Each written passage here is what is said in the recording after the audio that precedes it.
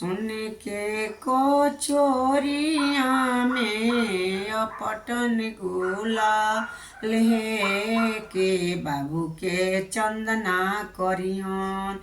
amine कर रुसली है के बाबू के चंदन लगई है अमाउन कर रुसली हंसले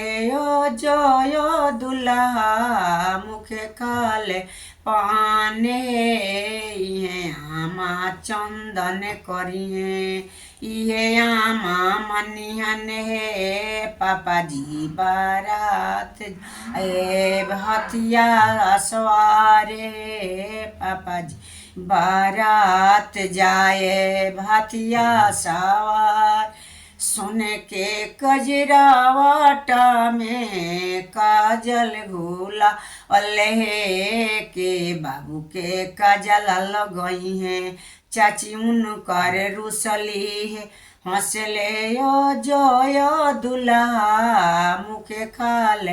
पान है चाची चंदन करी है ये चाची मनिहन है चाचा मोरो बारात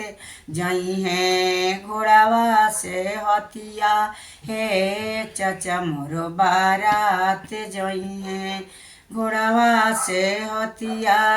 सुन के ही डिबावा में सुटवा राखा अल्लाह के बाबू के सुटवा पन्हई हैं जीजा उनकर रुसलन है के बाबू के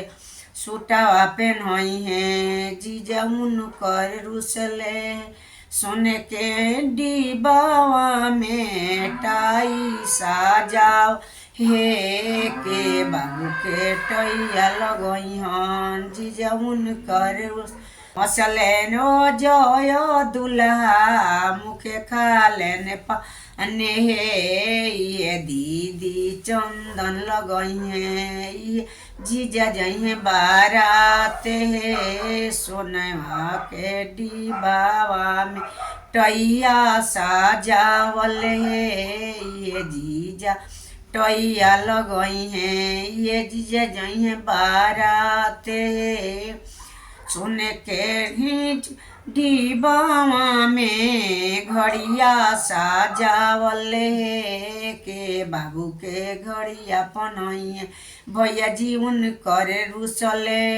हंसले नो जय दुल्हा मुखे खाले पाने ये भैया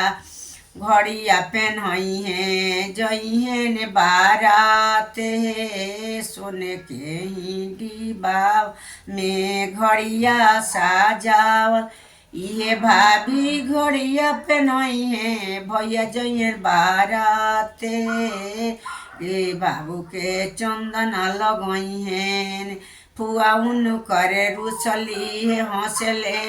अल्लाह फूफा जी मुखे खाले पाने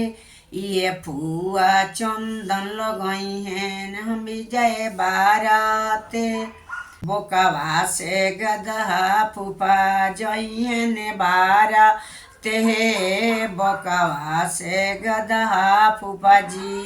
जइहन बारात